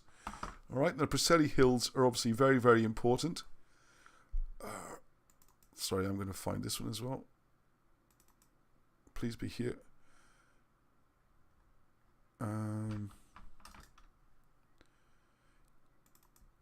Let's look. Yes. Great. Got something to finish the show with in grand style. But we'll come on to that in a second. Yes, so Priscilla, let's just get a little bit of Alan Wilson genius. For those who've stayed with the program this long, deserve a little bonus reward, okay? So I'll read a paragraph. That night, Pwll and Rhiannon were married and they slept together. So we're going back to the wedding again, okay? Indicating a planetary conjunction. The next morning, Pwll made the customary gifts to followers and servants, and they told Hefydd, the ancient, that he must leave and return to his own kingdom of Dyfed. Rhiannon accompanied Pwll, and both then dwelt in Dyfed in the heavens. 2 years went by, and Rhiannon remained childless, and this worried the followers of Pwll. The men of Dyfed began to fret at seeing that this man, who they loved as their lord and foster brother, was still childless. Consequently, they summoned Pwll to a meeting in Preseli. This is the cool bit, right? Because I mentioned this because someone was talking, it's drifted off the top, talking about entertainment and music and all that.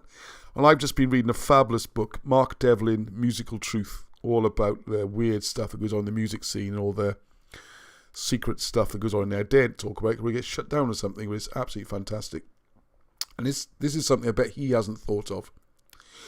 Preseli, as in the Preseli Hills, which you no doubt heard of, is where some of the stones for Stonehenge came from. Preseli Mountains are in Dyfed. All right. Now, Preseli, if you translate it, means the watching place. And Preseliad means an overrun place. Now, what I was going to do on here, try and do 10 things at once. My producer's disappeared, Arnie. It's getting late, I think. Hang on. I want Google Earth. Oh my God, I've got 20 things open. All right. Preseli is also, hang on, the root of the name Presley. Okay. And I'll show you a cool thing. Well, I think it's cool anyway. Right. Okay, let's go. so you can see this. If we go to the Preseli Mountains, hang on. Preseli Hills, Clondelwyn, I guess that's it. Alright, I love the way it zooms in on this. It's cool, isn't it? Like a spaceship type thing. Row, row, row, row. I hope you can see other things I put on there. There's the Preseli Hills. Okay.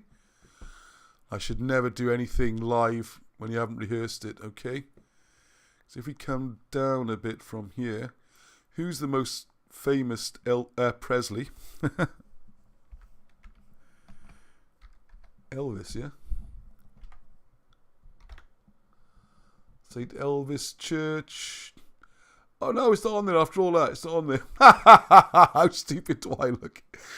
If you come down here, I don't want the St. Elvis abroad. I want St. Elvis Wales. Is he going to find it? Why am I in caps lock mode? Yes, it is there. There we go. If we come in here, there is a church as well. Why got George Geraint? Right, anyway, I'll go into that more. There is the church there anyway is St. Elvis, okay? It's weird. It took us there with the St. Elvis. There is a church on the south coast, down here a bit. I think it's around here somewhere, called St. Elvis. So you've actually got Elvis in Presley. And I think there's more to this. I'm going to do a separate video about it, because you'll also find the name Aaron comes into it and what Preseli means. Oh, there we are. There's a St. Elvis farm. Look, interesting. Can you see it on the screen? There's a St. Elvis farm, and there should be a St. Elvis church. There used to be. It's there. Not on Google Earth, it would seem. Just give you an idea where we are in the world, okay? It's right out in this sort of west part, which is not a million miles away. All this around here is very, very curious, because not far from here, there's Narberth. Look, we were just talking about Narberth Arbeth in the stories. Arbeth, the place of celebration, is also there on the map. There's Whitland, which is very important. This is a real centre of all religion in that period.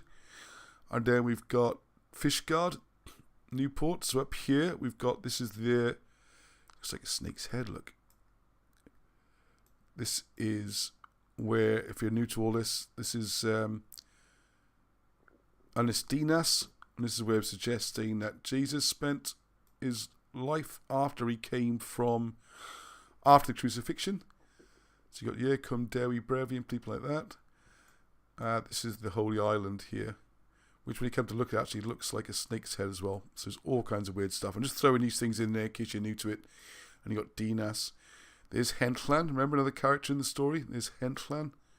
So all this history is written in the place names, and it's written in the area. So it's really, really important that we try and not let these places get destroyed, right? The names shouldn't be changed. They shouldn't be built over and trashed and all that, because the names and the places are absolutely crucial. Well, I've still gone too long tonight. We have managed to go on too long anyway. It's now 20 to 10. So I'm going to show you, see what you think of this. All right, hang on a second. Bit of fun and games. All right. Thank you, Deborah, for doing this for me. Thank you very much indeed. I hope it's not too loud. No, it should be okay. All right. Imagine you're watching like MTV or something. Actually, you don't want me. Do you want me? How do I get rid of me? I got rid of me. Nope. Try again. Hang on. Sorry about this messing about. Yes, that's better. Okay. Here we go. It's only 2 minutes.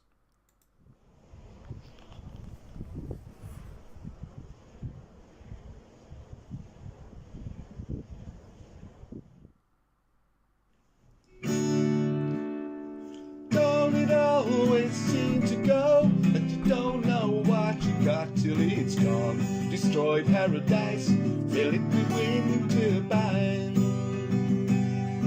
Near a new type of factory, right on the whole nation, with 1 million tons of concrete and a whole load of power station. Don't it always seem to go that you don't know what you got till it's gone? Destroy paradise, fill it with wind turbines. Took all the stones, them in a stone museum. Then they made damn sure that the people would never get to see them.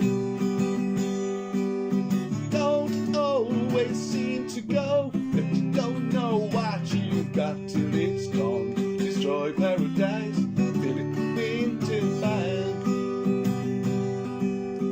Hey, greedy corporates, put away your JCBs. You've hurt us enough, it's time to save the birds and bees. Please, whoosh, whoosh, whoosh, the birds all die. Whoosh, whoosh, whoosh, the bees all die. Destroy paradise, fill it with winter bag. Late one night, we hear the termites drone. Drone, drone, drone. Be too late, then no point in having a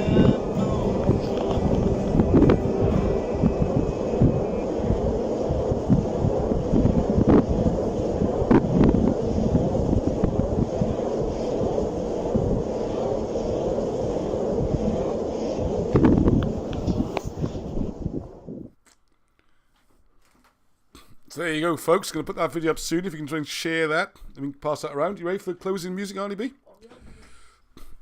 So there you go. It's thank you very much for doing that. It's much appreciated.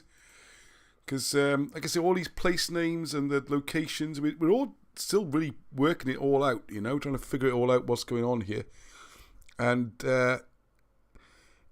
it's just getting destroyed so fast. It's remarkable. Like that place you saw me there, that was... you probably recognise it. Hang on a second. Let's just put that video back up. That's let's go through the video itself. As me walking down to St. Peter's Church. I mean, look at this. This is a stunning thing. This is the, I say I was called this, or the, it's like a Welsh or British Valley of the Kings. The area where this is being filmed from up here is you got the burial mounds going right back to Craddock and before that, you know, pre-Roman era. This whole area is like a sort of sacred spot. The place names, the names of the hills, everything about it is really important. And it hasn't been excavated. The archaeology has not been done. And yet, look at it. It's just rammed with these things. And I've got other videos to show where the paths cut through, you know, there's paths cutting through to get to them. It's absolutely scandalous. And it doesn't save the planet. It doesn't help at all, all right? Quite the opposite. These things are quite... right, Ross, contact me. Right, okay. Right, just try to catch up with some of the menus. Right, I think Isaac's going to get his violin now. I will save you a lot of time. Apparently, it's the most valuable commodity here. Well, send me a message, Brad, ross@cumberglyphics.com, and we can have a chat. If you send me a number or something. Southern Lancashire. Southern Lancashire. Right, okay. Why particularly Southern Lancashire? If you want to put another comment, I missed you the first time. Love from Independent Tropical Mercury. Merthyr Rising is next weekend, so I'll be having a drink for Dick Penderyn. The Merthyr Rising, or Mercury Rising, yes, old Dick Penderyn. There's a series of stories. I mentioned Dick Penderyn and all those risings in the 1850s and that. And it's been disappointing, really. If you go into the playlists on the channel and look at Treachery, the Blue Books, it's all about that. Awful. And it's hardly anyone's watched those videos, but there you go. That's life. Right, okay, so strange one tonight, a little bit different. So if you are new, I don't know what you're going to think of that. It's a bit of a ramble. And I trying to draw in more of this stuff about the stars and everything, and quite ambitious, maybe a bit off too much, but I hope it's got you thinking anyway. And all I took tonight, by the way, is from this book. Put my markings over it, which is down a bit. Discover the Ark of the Covenant. You got the whole story there about how the Ark ended up in Anisabul and all those other things. The problem is, I don't push this book too hard. It's not one we sell because I can be careful what I say here for legal reasons, but the publishing company, Trafford, have done this one. Let's just put it this way. Wilson and Blackett do not receive any royalties or payments from these books. All the books we sell, everything we sell, T-shirts, mugs, the lot, it's all shared with Wilson and Blackett to help keep them going, so all contributions gratefully received. This book is not like that at all. They've gone off and run with it, and they are printing it, and nothing comes back. Oh, a donation, £2. Thank you very much, Shiny G. Much appreciated. You can donate if you want to. So that's what I'm going to be doing.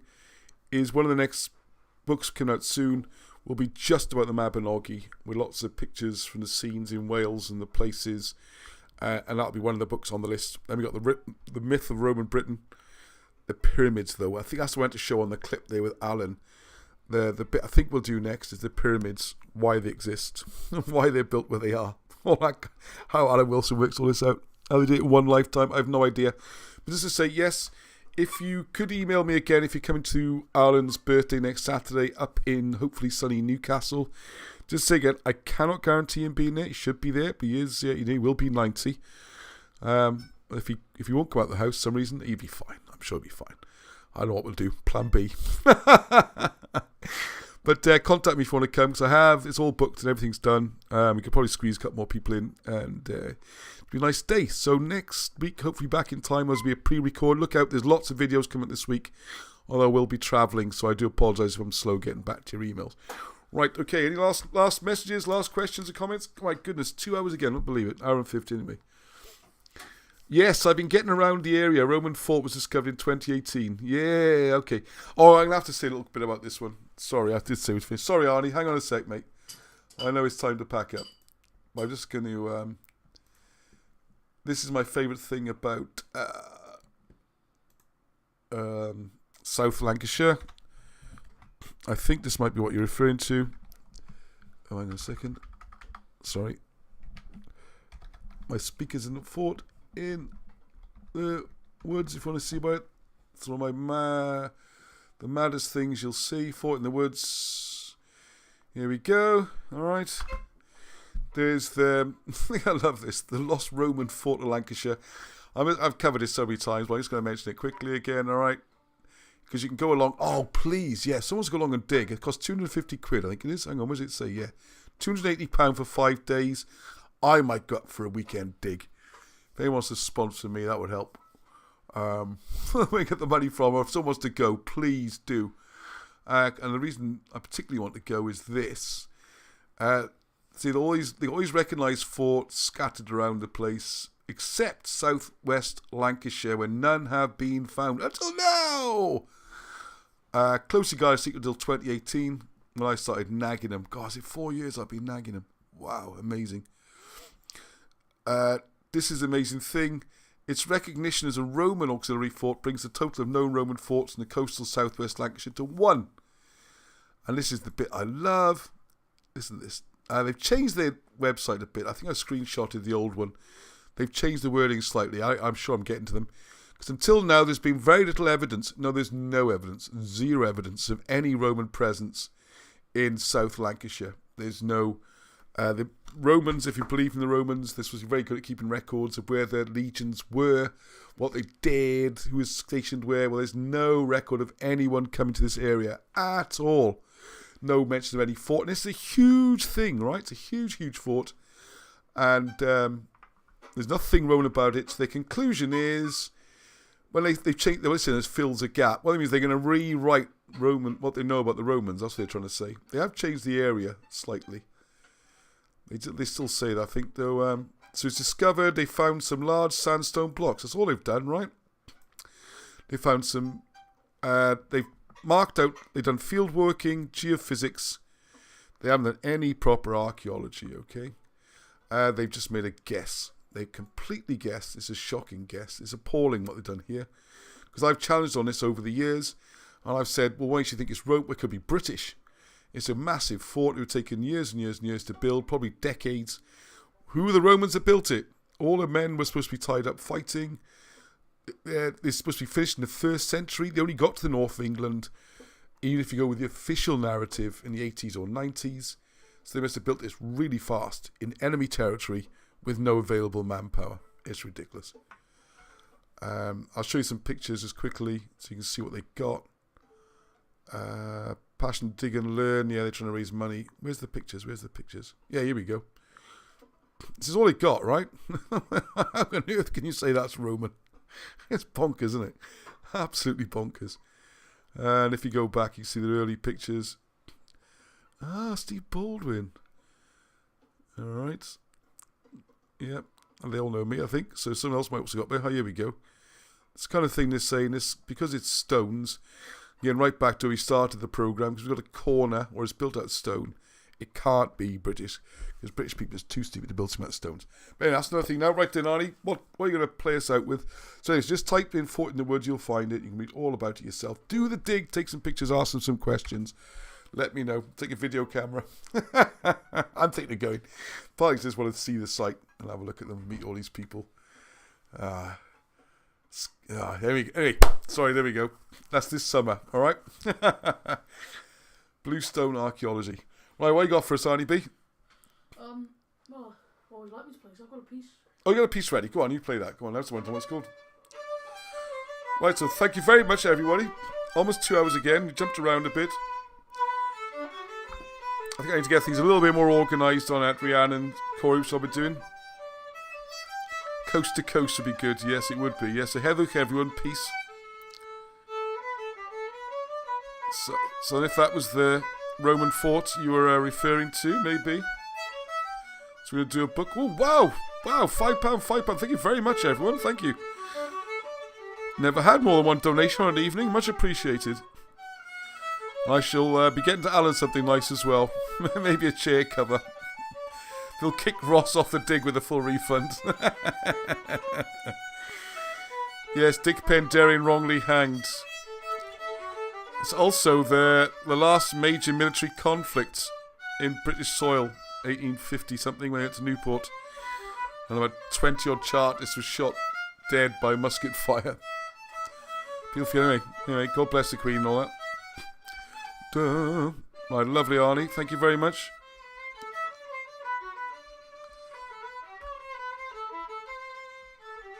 And some proper music as well, yes. So don't forget, look out for the petition and the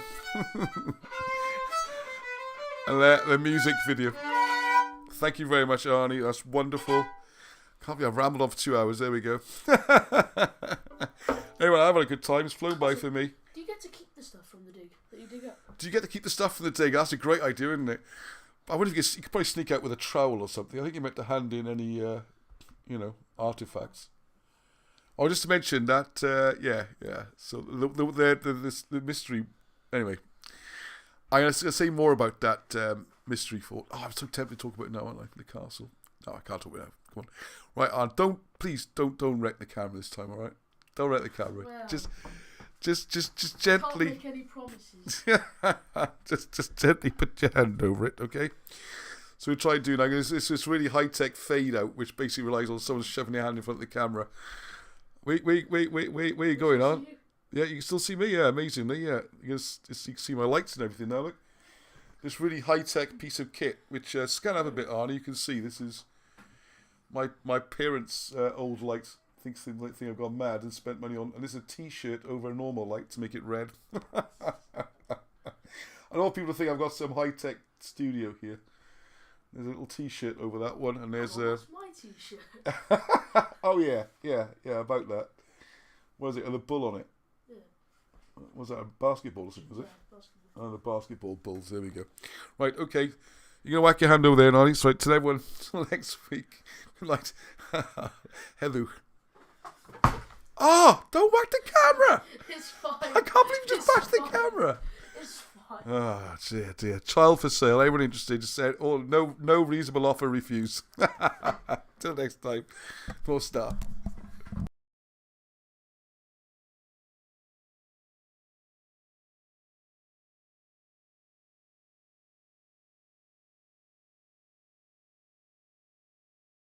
I will leave the chat open for another 10-15 minutes if you want to exchange more chat and all that kind of stuff, and I'll shut things down then, okay? So carry on with the chat, because the comments are great, and I do go back and try and read them all later. All right, bye then.